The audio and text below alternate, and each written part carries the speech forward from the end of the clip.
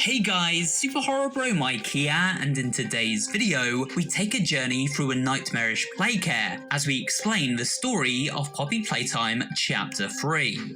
This video will walk you through the events of this latest chapter in mascot horror mayhem step by step, with a little theory talk along the way. So with that said, sit back, relax, and let's recap the events of Poppy Playtime Chapter 3.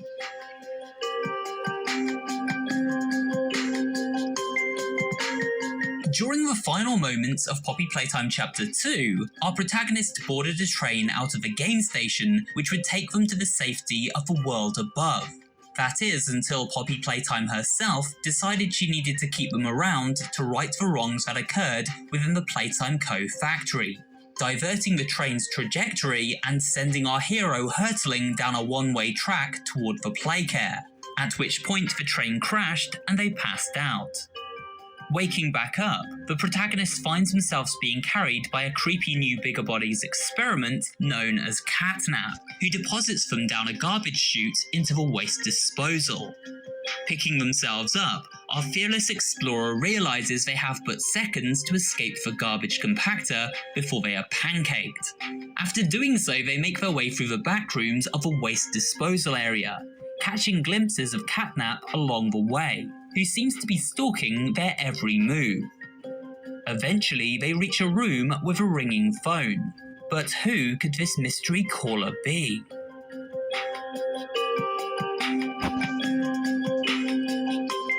Upon picking up the receiver, we are greeted by the sound of a child's voice. Hey, can you hear me?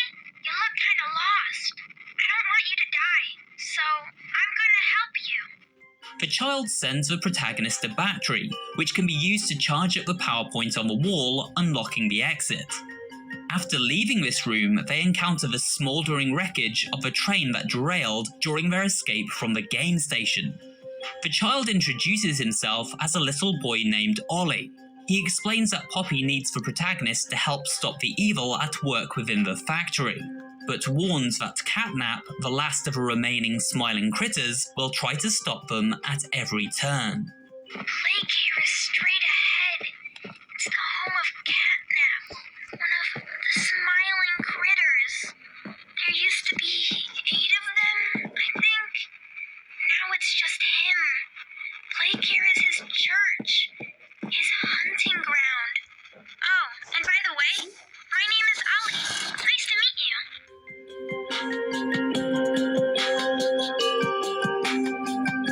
The protagonist then boards the sky rail, which travels them directly into the heart of a playcare, located within an enormous sky dome situated in a cave deep below the factory above. While riding the sky rail, we hear a welcome message from Playtime co-founder and master inventor Elliot Ludwig, who recalls his grand ambitions for this place. These children deserve to smile, they deserve to love, and they deserve a safe home. That is why it is with enormous pleasure that as the founder of Playtime Co., I announce Playcare, our very own on-site orphanage. Elliot created the playcare as an idealistic orphanage for children without a place to call home. Everything a growing child could need is found here, aside from natural light. There's a school, a playhouse, a toy store, and a counselor's office where children could speak to adults in times of need.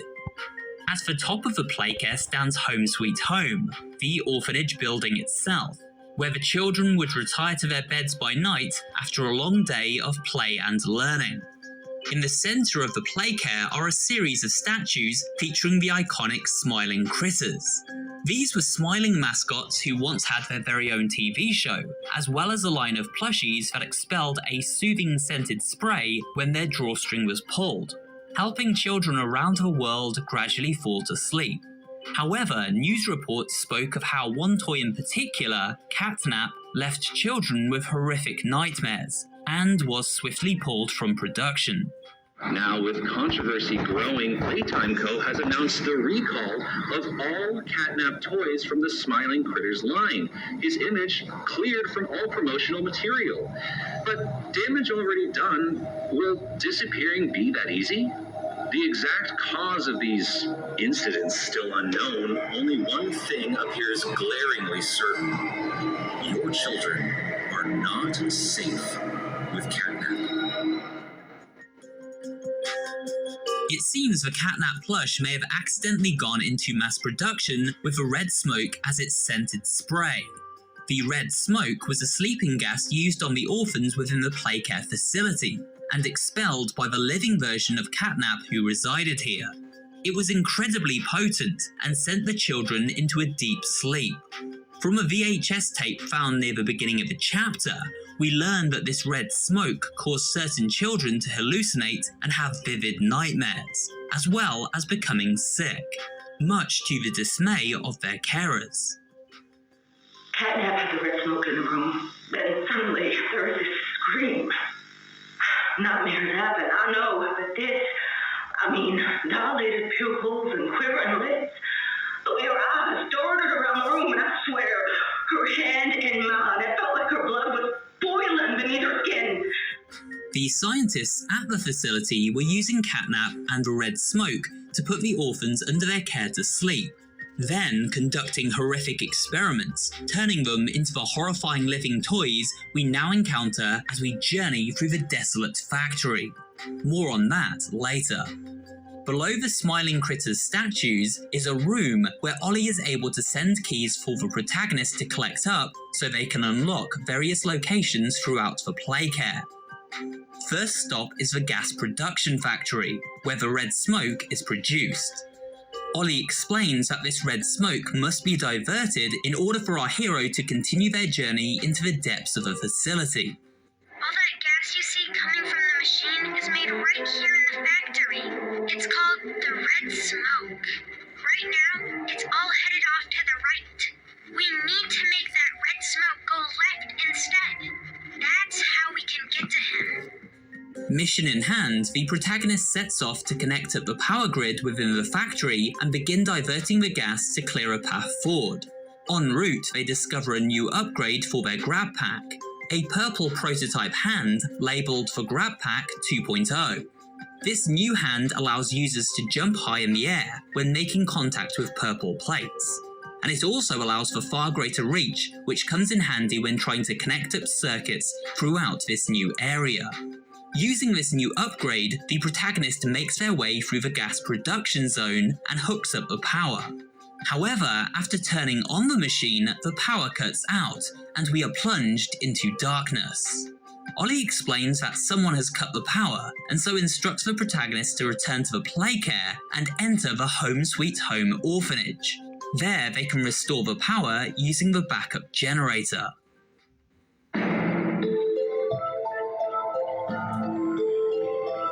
Upon entering the Home Sweet Home orphanage, our hapless hero is inadvertently exposed to a high dosage of red smoke and finds themselves trapped in a hallucinogenic nightmare.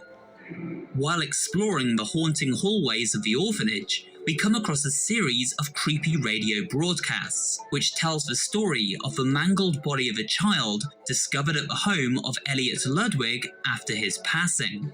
It is unclear whether this body was planted to deflect attention away from the nefarious goings-on at Playtime Co. and to set up Elliot Ludwig as a fall guy, or if this pioneer of children's entertainment wasn't really the sweet old man he was once portrayed as. It's sickening. Elliot Ludwig was a great man, and those who knew him understood that he was not capable of violence, let alone what others now claim. He had a deep love in his heart for children like this one, making the actions of whoever planted this body all the more sick. We look forward to clearing his good name, both in the public eye and in the eyes of the law.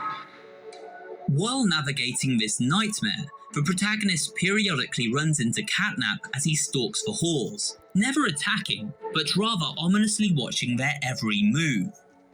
Eventually, they reach a room with a VHS tape. The tape seems to be speaking directly to the protagonist, hinting that they were once a worker at the factory who is now returned to be haunted by the very inhumane experiments they once helped create. And should you come back years later, your conscience finally getting the better of you, may you descend into the dark and the dust, finding all that awaits you are incomprehensible horrors, each hungry for your return, each eager that they might find you. Or perhaps they won't allow you such time to figure your place in the world you'd left, a world that's theirs now. Welcome home. At the end of this recording, a nightmare version of Huggy Wuggy crawls out of a television screen and chases the worker down. However, this was simply an illusion. After being eaten by Huggy, the protagonist awakes within the playhouse unscathed, and continues onward in search of the backup generator. It isn't long before they come across a new piece of kit, this time a very handy item indeed, the gas mask, which allows them to navigate areas flooded with that intoxicating red smoke. Using wind-up race cars to clear debris and batteries to power up doors, the protagonist begins making their way into the depths of the orphanage. In one room they discover Kissy Missy, who sits on a bed cradling a photograph of a little girl in her paws. It seems this little girl is the child now trapped inside Kissy's bigger body, an experiment of a playcare who met a fateful end at the hands of the scientists and now lives on as a giant toy. However, unlike Huggy, Mommy and Catnap, Kissy seems docile and does not pose a threat. We find further evidence of the experiments the scientists conducted on the orphans of the playcare when unearthing this VHS tape. On this tape, we hear a scientist designate an experiment number to a child called Kevin, who he refers to as a subject. However, the scientist log is interrupted by another child who questions what is going on, and then must be reassured that everything is okay. Though highly irregular, we've pulled him from the home sweet home just before lights out to perform. What are you doing out of bed? How did you get in here? He's kind of sick. Why did you take him away? Yes, Kevin is very sick. Very, very sick. But we want to make him better. But he can only get better if we take him to where we can provide proper care and give him proper rest. In the Home Sweet Home building, we find more and more evidence of the nefarious goings-on at Playtime Co. Giant rotating statues with inbuilt cameras that monitor the movement of the children. One-way glass windows for observing sleep patterns and changes in behaviour. And sanitation stations for caring for those who had fallen ill as a result of exposure to the red smoke. Eventually, the protagonist locates the backup generator and restores power to the playcare. As they leave, they are jumped by a familiar face. No! Let go! They didn't do anything wrong! We're actually here to help. This place makes her tense. I'm glad that Ollie could help you get this far. He's the reason we found you at all.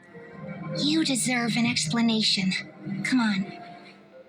Poppy explains that she doesn't mean them harm, but she does need their help to stop the monsters that have tortured them. She explains the monsters didn't act alone. They were driven by the influence of a mysterious entity, Experiment 1006, also known as the Prototype, an entity who claimed the remains of Huggy Wuggy and Mommy Longlegs to assimilate them into its own body, absorbing their consciousness in the process.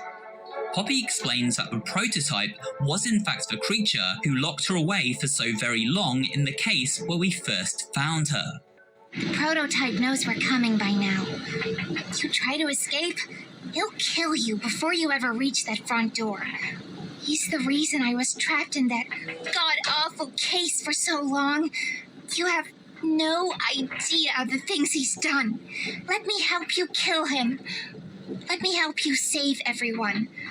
We've all seen you, how capable you are. You killed Huggy. You killed Mommy. You freed me. You are perfect for this. Catnap is coming. He's the final obstacle the prototype has placed against us. We can't stay here. Keep yourself safe. Ollie will call you.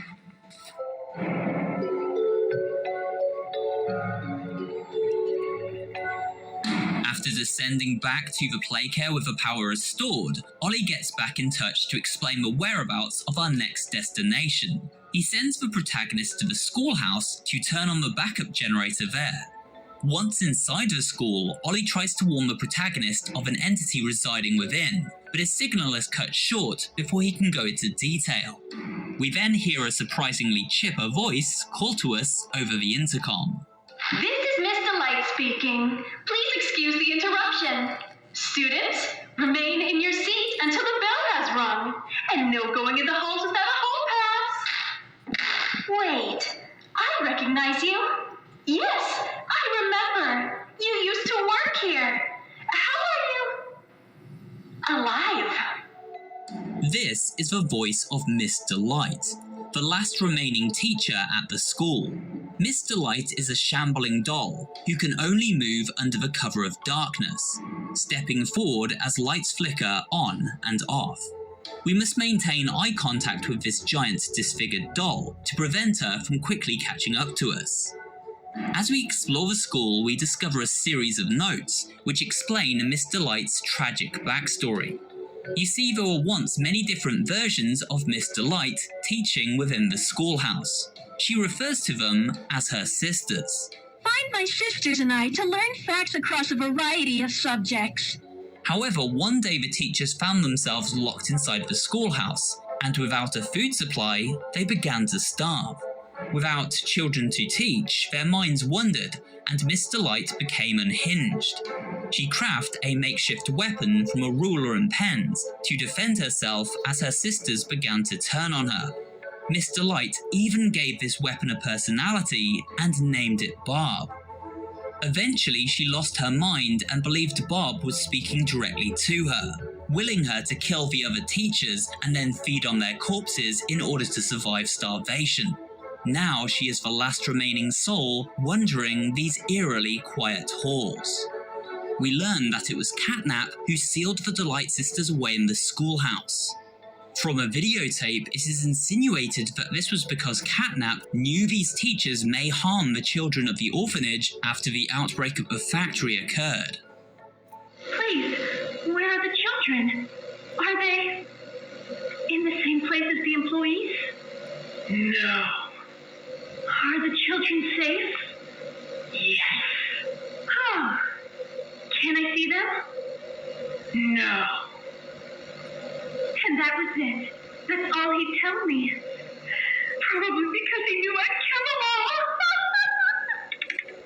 all. After powering up the generator, Mr. Light attacks the protagonist, who must then use their wits to survive her onslaught.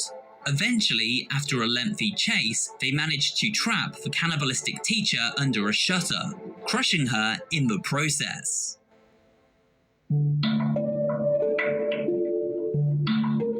After leaving the school, our hero emerges in a network of caves outside the Playcare Dome. Here they discover the third and final upgrade for this chapter, a flare gun. The flare gun can be used both as a way to ward off enemies, as well as lighting a path forward in particularly dark areas. Making their way through the caves, they discover a horrifying sight. Catnap stands before a shrine he has built for the prototype. In fact, this shrine may give us a rough idea of what the hideous entity actually looks like. We see Catnap worshipping the prototype as if he were a god. We learnt why this is via an ARG for Poppy Playtime that released ahead of Chapter 3's launch. There was once a child called Theodore Grambel. He had been selected as a potential candidate for the Bigger Bodies Initiative. the process of transferring a child's brain and nervous system into the body of a toy. The prototype befriended Theo and then tried to help him escape before he met a fateful end. Unfortunately, during their escape attempt, Theo was injured while using a grab pack. The only way for the prototype to save Theo's life was to return the boy to the scientists they were trying to escape. Unfortunately, this led little Theo to be used in their latest Bigger Bodies experiment, Catnap. As Catnap, Theodore Gramble continued to worship and idolize the prototype and became further bonded to him.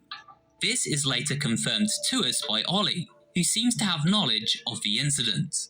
In Catnap's eyes, the prototype is a superhero and has saved this place. So Catnap treats him like a god, killing everyone that opposes him, us included, if we're not careful. A VHS tape sheds some additional light on the character of Catnap and his relationship to the prototype. We hear the voice of Head of Innovation, Leif Pierre, speaking directly to the creature, who it seems was kept within a prison cell beneath the playhouse when not interacting with the orphan kids. Is his voice thing still broken?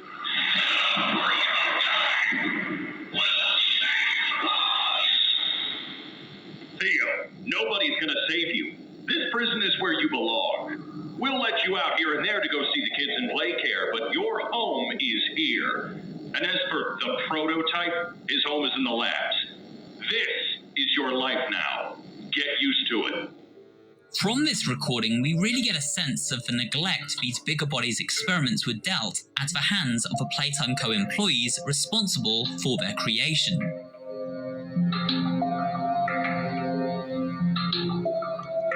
The protagonist realizes that the only way out of these caves is through the playhouse, an area of the playcare Ollie explicitly warned them not to enter. Moments after setting foot in the playcare, it becomes obvious why, as they are ambushed by a host of miniature smiling critters, and they are not friendly. To ward off these plushy-sized predators, we must use the flare gun to send the critters scurrying back into the holes they crawl out from. After making their way through the playhouse as hordes of smiling critters give chase, the protagonist finally reaches the aforementioned prison block. Here they encounter the last remaining smiling critter from the Bigger Bodies initiative, Dog Day, or rather what's left of him. The prototype is his god, and this is what he does to heretics. These little toys follow Catnap to avoid that very fate. And in return, they are fed. We try to fight it. The prototype's control. I am the last of the smiling critters. Dog Day explains that we are Poppy's angel, brought to this place to save them all. This suggests that it was indeed Poppy who summoned us back to the factory all those years later, promising us answers to the mysterious disappearance of our co-workers. Dog Day urges the worker to leave, but at that moment the mini critters crawl inside his skin and take hold of his body. They then use Dog Day to hunt our hero down as they flee the maze-like halls and crawl spaces of the playhouse. We narrowly escape Dog Day thanks to the purple hand, which springs the player across a gap and into the elevator back to the surface.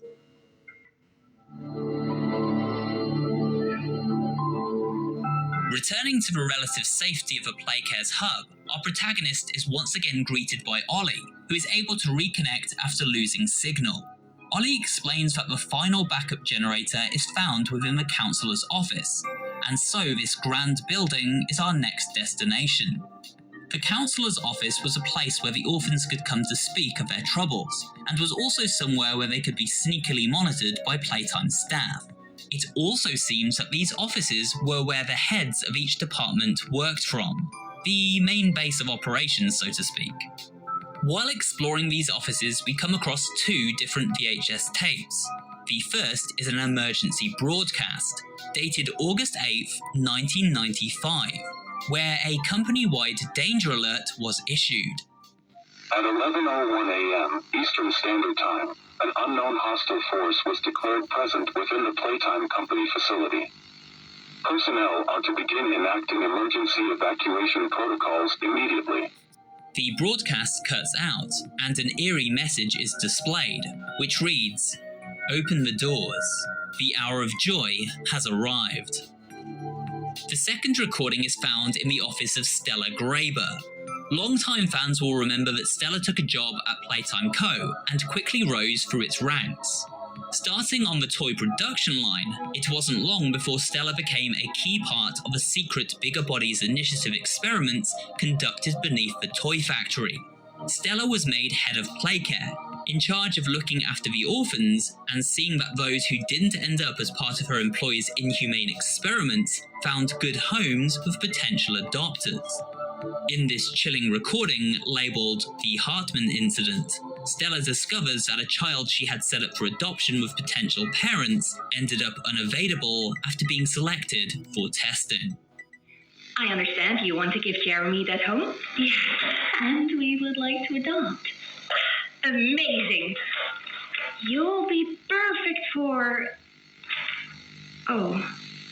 What? Well, it appears there's been some complications. Complications? What kind of complications? I don't know. The form says testing. What does that mean? Tell us, what does that mean? Miss Graper, we deserve a better explanation than that. Don't you think? You're in charge of all this.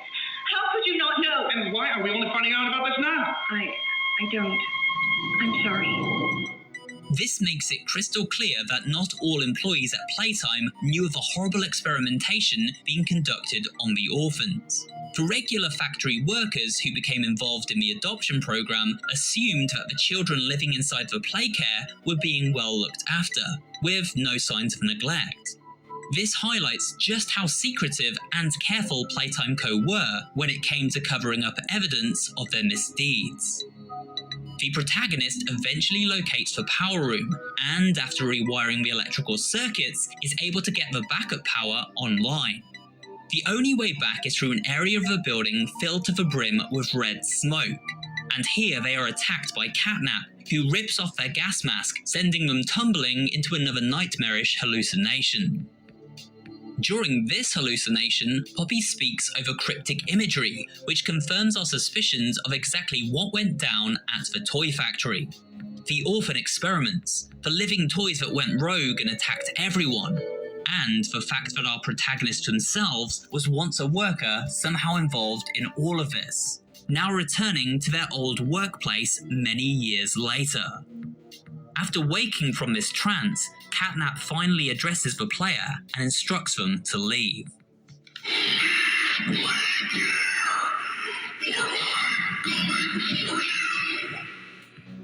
The protagonist returns to the Playcare. They hook up the final backup power inputs into the room beneath the statue.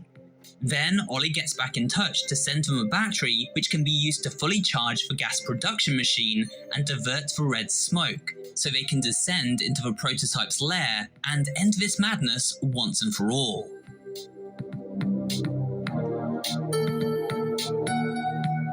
After heading back into the gas production factory, the protagonist attempts to slot the big battery into the power unit and finally drain the gas, blocking their path forward. Just as they do so, Catnap emerges from behind a nearby door and floods the room with smoke. This causes a hallucination, where Catnap transforms into a monstrous demon form. The protagonist quickly races over to a nearby elevator, narrowly escaping Catnap in the process. They then find themselves in a power room, where a mysterious VHS tape is waiting to be played. The contents of this tape reveal a scientist conversing with the prototype.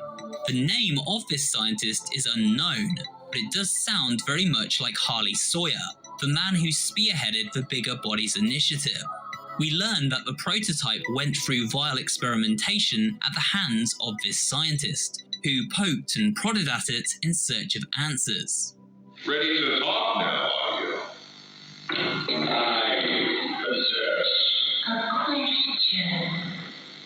Go ahead. Do you anything? This question referred to what exactly? You stick us. Beat us. Tear our flesh. There's a secret inside you, 1006. Valuable beyond all measure. I cut and prod and burn at it. And I get closer with each session. When the prototype speaks, we hear a well of different voices. This feeds into our theory that this entity is made up from a collected consciousness of many different beings, an amalgamation of different souls, all controlled by the original subject at its core. Could this original subject be Elliot Ludwig himself? It also seems that the prototype is learning just as much from the scientist as the scientist is from it, which explains how it was able to cause the outbreak at the facility. Thank you. You thank me? Absolutely. I learn something new about you every day. After learning this information, we run into Catnap one last time. Using the machine at the center of a power room, the worker must periodically set off steam pipes to scorch the predatory feline as he closes ground. Although not all of these catnaps are real, some are simply hallucinations, and we can actually use our flare gun to tell which is in fact the genuine article. After surviving Catnap's advances and fully powering up the machine, the protagonist overloads it with their grab pack hand. This electrifies their hand and allows them to pass the electrical current directly into Catnap as he pounces.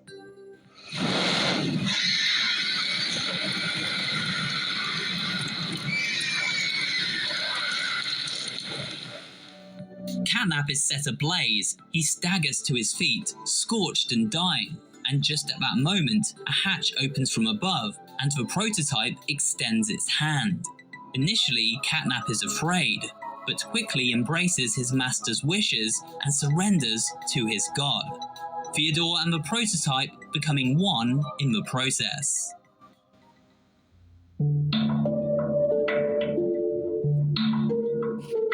With Catnap terminated, the protagonist is finally able to head back down the elevator shaft and power up the gas production machine. With the path ahead now clear, they reunite with Poppy and Kissy in the adjacent room.